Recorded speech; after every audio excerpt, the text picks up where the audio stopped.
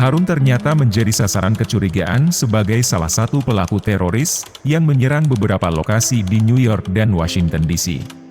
Namun, Harun membantah tuduhan itu dengan tegas dan mengatakan bahwa ia hanya seorang muslim yang taat, bukan seorang teroris yang kejam. Ia juga yakin bahwa serangan 9/11 itu tidak dilakukan oleh orang-orang yang beriman kepada Islam.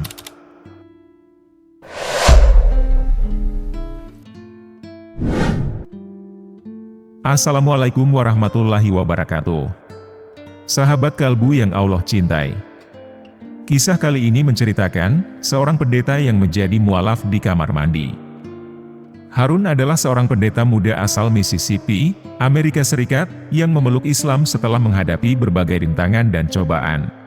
Sejak kecil, ia dibesarkan dalam lingkungan yang taat beragama Kristen, dan rutin menghadiri kebaktian di gereja terdekat.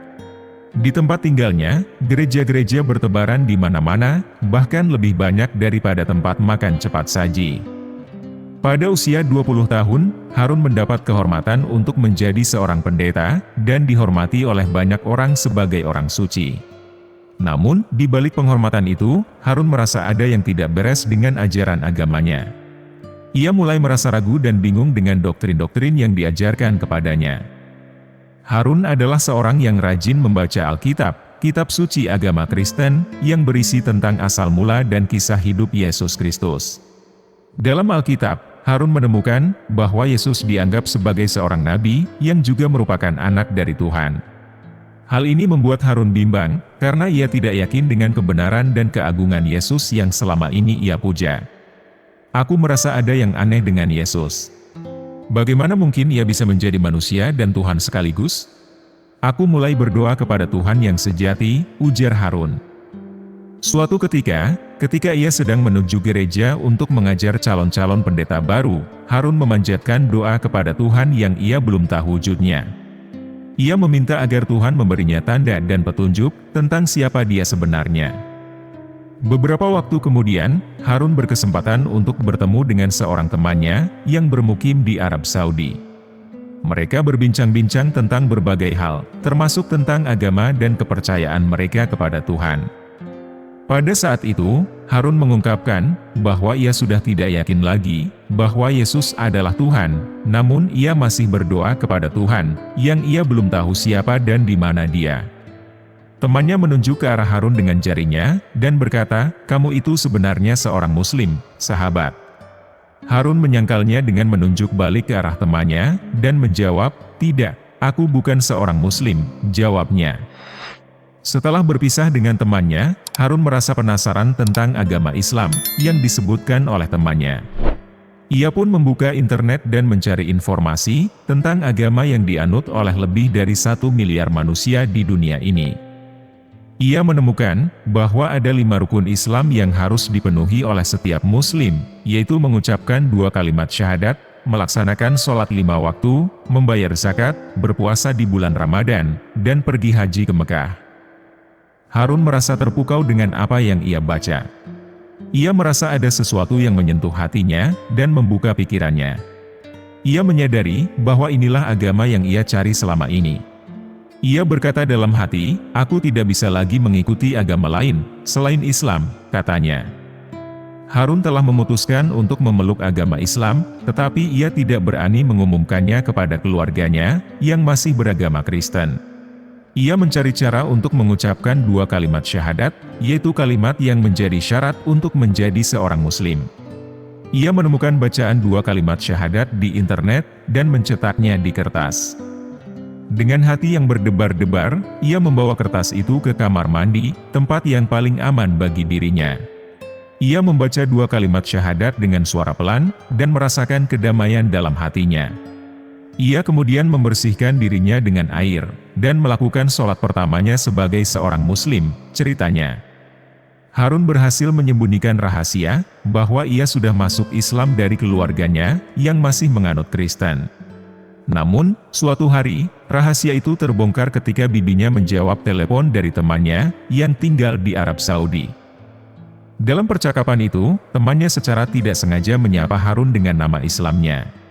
Harun pun tidak bisa menyangkal lagi dan mengaku bahwa ia sudah berpindah agama.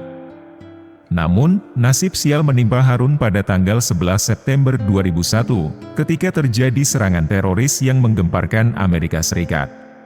Harun yang saat itu sedang berada di Arab Saudi, mendengar suara-suara marah dari keluarganya di Amerika yang meneleponnya. Ternyata, ada petugas FBI yang datang ke rumahnya untuk mencari tahu tentang Harun. Harun ternyata menjadi sasaran kecurigaan sebagai salah satu pelaku teroris yang menyerang beberapa lokasi di New York dan Washington DC.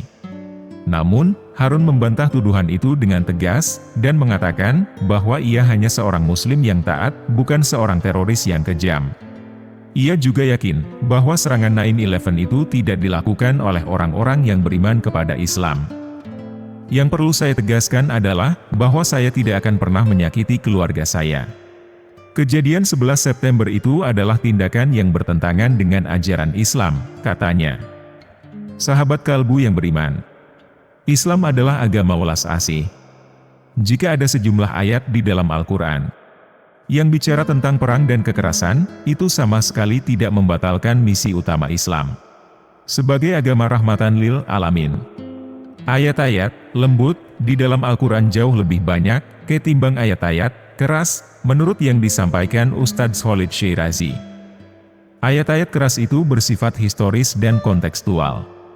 Rasulullah diperintahkan memerangi orang-orang kafir yang memerangi Rasulullah dan sahabat. Mereka memusuhi dan mengusir Rasulullah dari tanah airnya. Karena itu, ayat yang pertama kali turun tentang perang menggunakan redaksi pasif, bukan perintah aktif. Perhatikan Quran Surah Al-Hajj ayat 39-40 berikut ini. Telah diizinkan berperang bagi orang-orang yang diperangi, karena sesungguhnya, mereka telah dianiaya. Dan sungguh Allah benar-benar Maha Kuasa menolong mereka. Yaitu, orang-orang yang telah diusir dari kampung halaman mereka, tanpa alasan yang benar, kecuali karena mereka berkata, Tuhan kami hanyalah Allah. Ayat ini menyampaikan pesan, bahwa umat Islam yang diusir dan diperangi, diizinkan membela diri dan membalas kezaliman yang menimpa mereka, dengan mengangkat senjata. Perintah yang lebih tegas muncul belakangan, di dalam Quran Surah Al-Anfal ayat 39. Dan perangilah mereka, supaya tidak ada lagi fitnah, dan agar agama itu semata-mata untuk Allah. Jika mereka berhenti dari kekafiran, maka sesungguhnya Allah Maha melihat apa yang mereka perbuat. Perintah serupa dinyatakan dalam beberapa ayat, antara lain Quran Surah Al-Baqarah ayat 191, dan Quran Surah An-Nisa. Dalam Quran Surah Al-Baqarah ayat 191 disebutkan, Dan perangilah mereka di mana saja kamu jumpai mereka, dan usirlah mereka dari tempat mereka telah mengusir kamu, Mekah. Perhatikan juga Quran Surah An-Nisa, ayat 89 dan 91 berikut ini.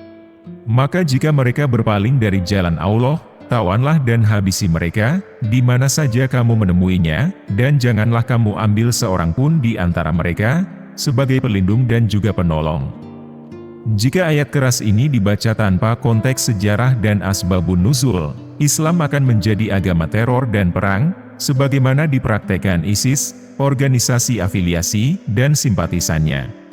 Mereka menyeret dunia ke dalam situasi perang, bertolak dari sejumlah ayat yang dibaca sepenggal, dan dilepaskan dari konteks sejarahnya.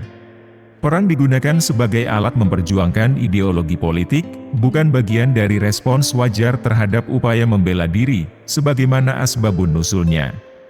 Padahal, ayat Al-Quran yang memerintahkan berlaku adil dan berbuat baik, termasuk kepada non-muslim, serta mengusahakan perdamaian jauh lebih banyak. Al-Quran melarang merusak tempat ibadah agama lain, dan mencaci maki sesembahan mereka, baik dalam kondisi perang maupun damai. Perhatikan Quran Surah Al-Hajj ayat 40 berikut ini. Dan sekiranya Allah tidak menolak keganasan sebagian manusia, dengan sebagian yang lain, niscaya akan dirobohkanlah biara-biara Nasrani, gereja-gereja, rumah-rumah ibadah orang Yahudi, dan masjid-masjid, yang di dalamnya banyak disebut nama Allah. Ayat dan hadits qudsi di atas menunjukkan pesan utama Islam, sebagai agama kasih sayang dan cinta damai, melebihi aspek lain. Jika sekarang ini banyak kelompok Islam, yang mengamalkan Islam dengan penuh murka, kembalilah kepada prinsip ajaran Islam, sebagai agama welas asih. Islam rahmatan lil alamin. Dan itulah kisah seorang pria yang menyembunyikan mualafnya dari keluarga. Semoga kita bisa mengambil hikmahnya dan bisa meningkatkan keimanan kita. Wallahu a'lam bishawab. Terima kasih sudah menonton video ini sampai akhir. Jangan lupa like, komen, dan subscribe channel Ruang Kalbu.